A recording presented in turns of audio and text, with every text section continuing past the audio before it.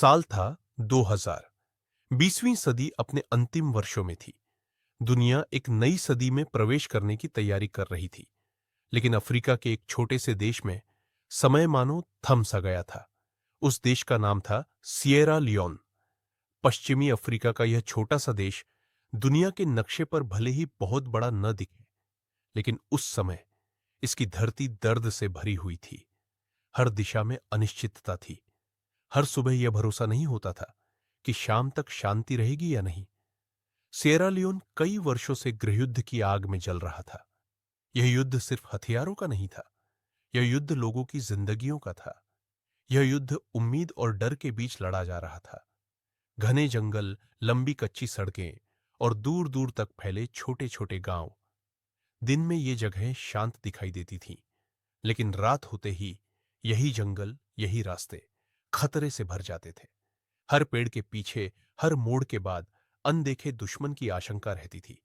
यहां सन्नाटा भी सुकून नहीं देता था। यह सन्नाटा अक्सर आने वाली हिंसा का संकेत होता था। इस गृहयुद्ध का सबसे भयावह चेहरा था रेवोल्यूशनरी यूनाइटेड फ्रंट, जिसे संक्षेप में आरयूएफ कहा जाता था। आरयूएफ सिर्फ एक विद्रोही संगठन नहीं था, ये एक ऐसा नाम था जिससे आम लोग डर जाते थे। गांव के गांव जला दिए गए, घर उजाड़ दिए गए, परिवार बिखर गए। हजारों निर्दोष लोग इस संघर्ष की भेंट चढ़ गए। सड़कें सुरक्षित नहीं थीं। शहरों पर कभी सरकार का तो कभी विद्रोहियों का कब्जा होता था। कानून सिर्फ कागजों तक सीमित रह गया था। जमीन पर ताकत ही सच थी, और ताकत हथियारों के पास थी। इन हालातों को दुनिया ज्यादा समय तक अनदेखा नहीं कर सकती थी। संयुक्त राष्ट्र ने हस्तक्षेप करने का निर्णय लिया। उद्देश्य था शांति बहाल करना। इसी उद्देश्य से शुरू हुआ United Nations mission in Sierra Leone, जिसे दुनिया यूनामेसाइल के नाम से जानती है। दुनिया के कई देशों से शांति सैनिक सिएरा लियोन पहुंचे, नीले हेलमेट पहने हुए, हथियारों के साथ, लेकिन मन में शांति की उम्मीद लिए हुए। भारत ने भी इस मिशन में अपनी भागीदारी निभाई। भारतीय सेना के अनुभवी सैनिक हजारों किलोमीटर दूर एक अनजान भूमि पर पहुंचे। ये सैनिक लड़ाई के लिए नहीं आए थे, ये सैनिक शांति बनाए रखने आए थे। लेकिन जमीन पर हालात किताबों से बिल्कुल अलग थे। भारतीय सेना की प्रतिष्ठित यूनिट्स इस मिशन का हिस्सा थी। 5/8 गोरखा राइफल्स, 18 ग्रेनेडियर्स और अन्य सहयोगी टुकड़ियां। ये सैनिक अनुशासन, साहस और अनुभव के लिए जाने जाते थे। लेकिन सिएरा लियोन एक अलग ही चुनौती थी। यहां दुश्मन सामने नहीं खड़ा होता था, यहां दुश्मन जंगलों में छिपा होता था। यहां हर कदम सोच समझ कर रखना पड़ता था। धीरे धीरे हालात बिगड़ने लगे। आरयूएफ विद्रोहियों ने यूएन की मौजूदगी को खतरे के रूप में देखना शुरू कर दिया। यूएन पीस कीपर्स पर हमले होने लगे। सप्लाई लाइनों को काटा जाने लगा और कुछ सैनिकों को बंधक बना लिया गया। यह एक स्पष्ट संकेत था, स्थिति नियंत्रण से बाहर जा रही थी। अप्रैल 2000 आते आते सिएरा लियोन के पूर्वी हिस्से में एक शहर चर्चा का केंद्र बन गया, कैलाहून। यहीं पर भारतीय सेना की एक टुकड़ी तैनात थी, और यहीं पर खतरे का घेरा धीरे धीरे तंग होता जा रहा था। चारों ओर घना जंगल, सीमित रास्ते और हर दिशा में आरयूएफ विद्रोहियों की गतिविधियां। सप्लाई सीमित थी, संचार में रुकावटें आने लगी थीं, और हर बीतते दिन के साथ स्थिति और गंभीर होती जा रही थी। भारतीय सैनिक अब सिर्फ पीस कीपर्स नहीं थे, वे एक ऐसे मोड़ पर खड़े थे जहां हर निर्णय जिंदगी और मौत का फर्क बन सकता था। उन्हें नहीं पता था कि आने वाले दिन उन्हें भारतीय सैन्य इतिहास के सबसे साहसी अभियानों में से एक का हिस्सा बना देंगे। एक ऐसा अभियान जो यह साबित करेगा कि जब हालात सबसे कठिन हों, तब भी भारतीय सेना पीछे नहीं हटती। यह सिर्फ एक मिशन नहीं था, यह साहस की परीक्षा थी, धैर्य की परीक्षा थी और नेतृत्व की परीक्षा थी। ऑपरेशन खुकरी की कहानी यहीं से शुरू होती है, लेकिन असली चुनौती अभी सामने आनी बाकी थी। कैलाहून, सिएरा लियोन का एक छोटा सा शहर। नक्शे पर भले ही यह शहर मामूली लगे, लेकिन अप्रैल 2000 में यही जगह एक बड़े संकट का केंद्र बन चुकी थी। यहां तैनात थी भारतीय सेना की एक टुकड़ी। चारों ओर घना जंगल, लंबे पेड़, संकरी कच्ची सड़कें और हर दिशा में अनिश्चितता। दिन के समय स्थिति किसी तरह संभली हुई लगती थी, लेकिन जैसे ही सूरज ढलता, डर का साया और गहरा हो जाता था। रातें लंबी होती जा रही थीं। जंगल की आवाजें और ज्यादा डरावनी लगने लगी थी। हर हलचल पर उंगलियां ट्रिगर पर चली जाती थीं। भारतीय सैनिक जानते थे कि वे अब एक सामान्य पीसकीपिंग जोन में नहीं हैं। वे धीरे धीरे दुश्मन के इलाके में घिरते जा रहे थे।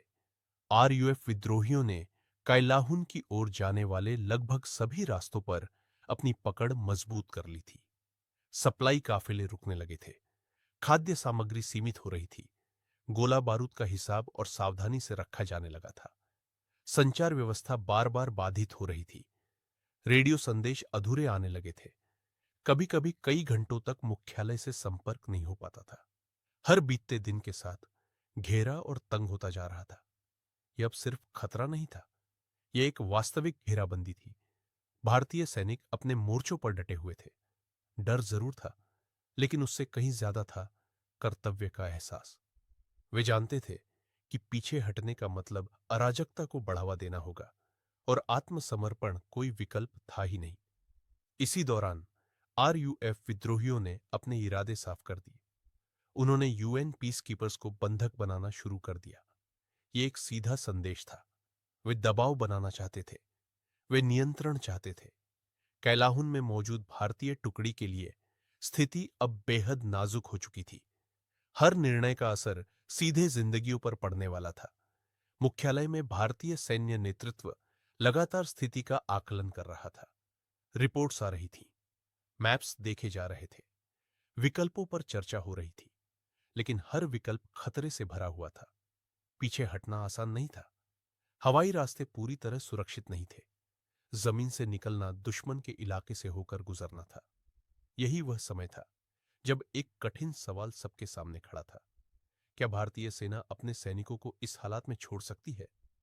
इस सवाल का जवाब स्पष्ट था, नहीं। भारतीय सेना ने एक साहसी निर्णय लिया।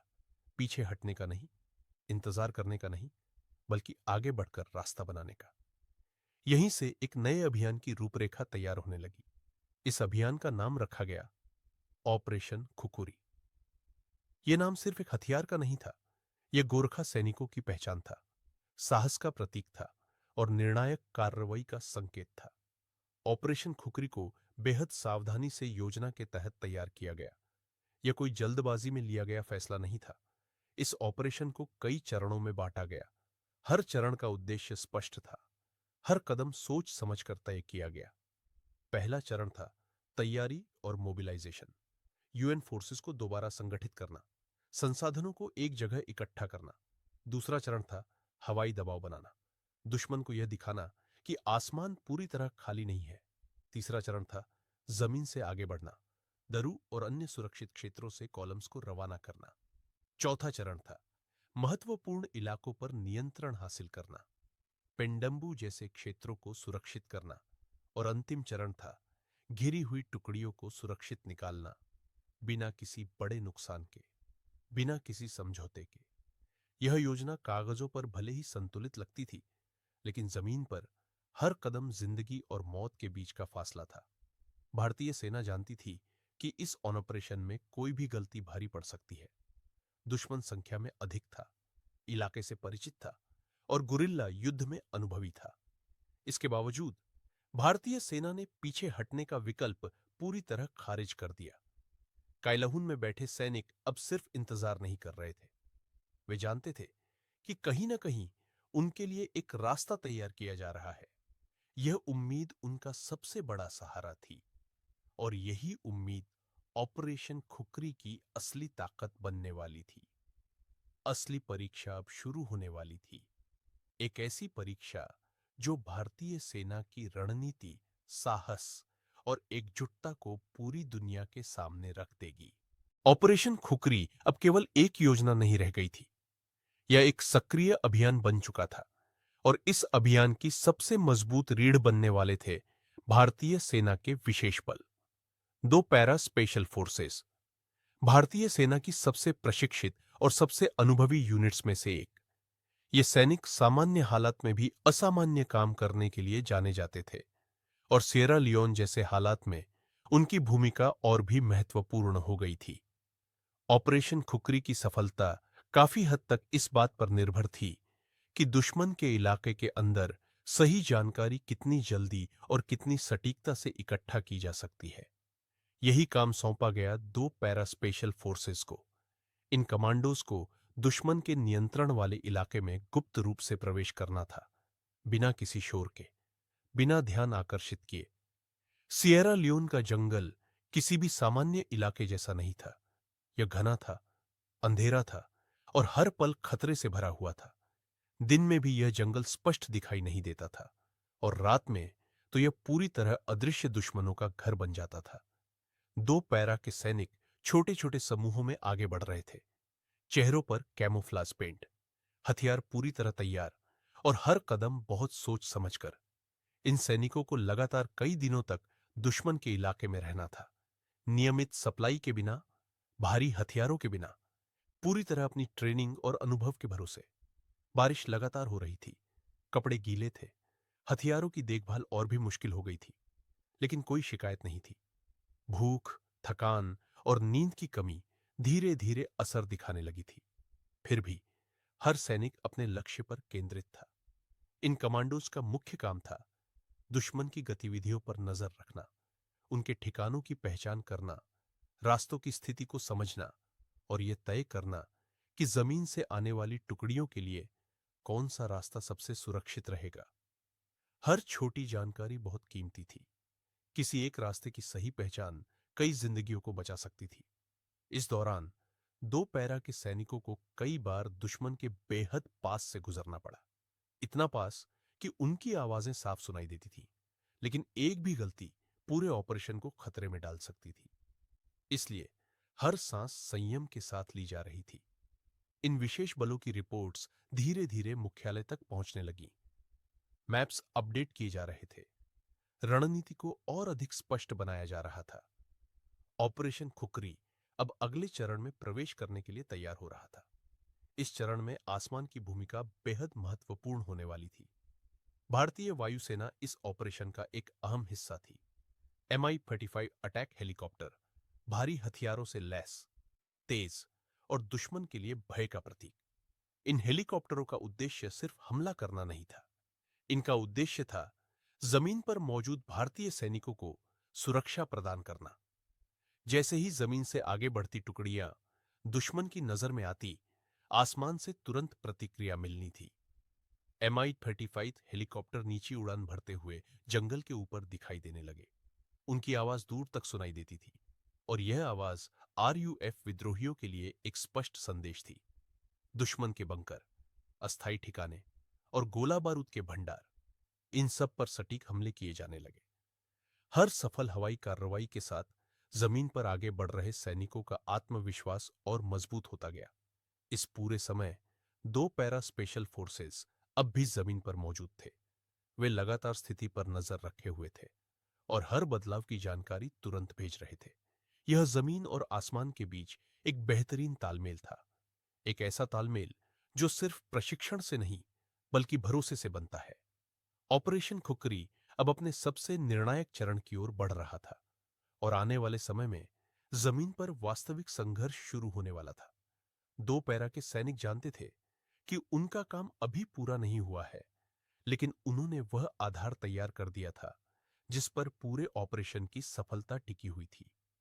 अब बारी थी जमीन से आगे बढ़ने की, अब बारी थी घिरी हुई टुकड़ियों तक पहुंचने की और अब बारी थी ऑपरेशन खुकरी को इतिहास में दर्ज करने की। अब समय आ चुका था योजना को जमीन पर उतारने का। ऑपरेशन खुकरी अपने सबसे निर्णायक चरण में प्रवेश कर चुका था।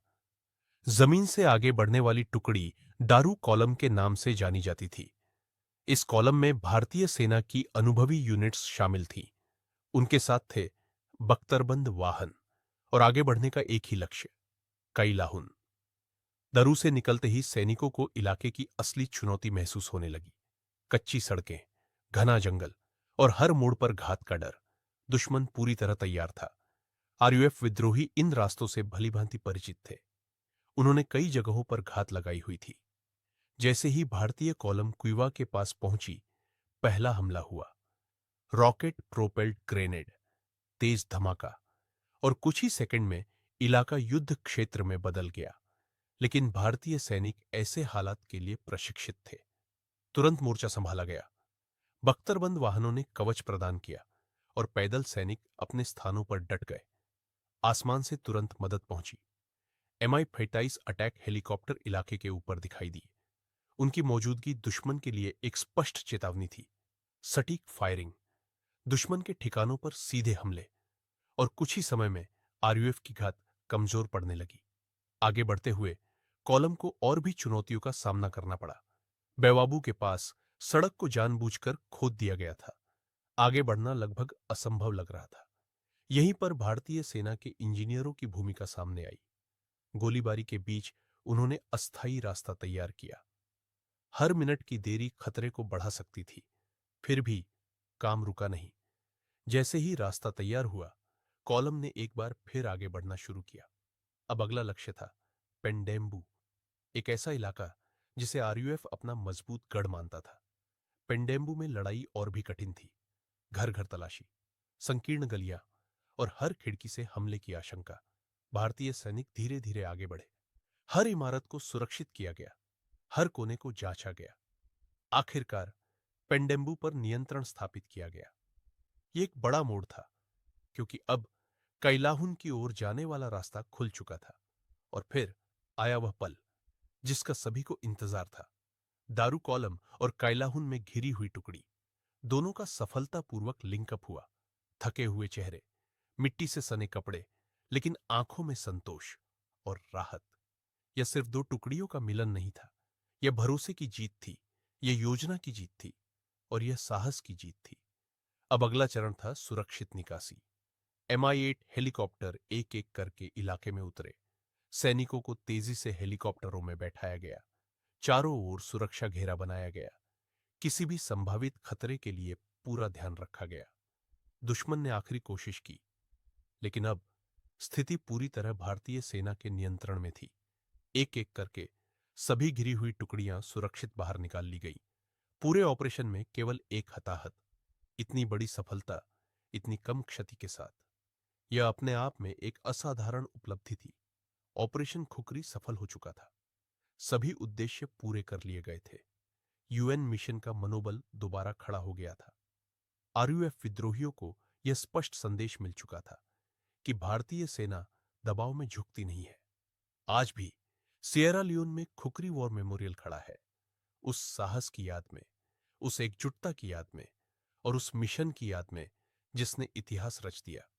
ऑपरेशन खुखरी सिर्फ एक सैन्य अभियान नहीं था, यह एक उदाहरण था कि जब हालात सबसे कठिन हों, तब भी भारतीय सेना रास्ता बनाना जानती है। यह कहानी है कर्तव्य की, यह कहानी है साहस की, और यह कहानी है भारत के पराक्रम की।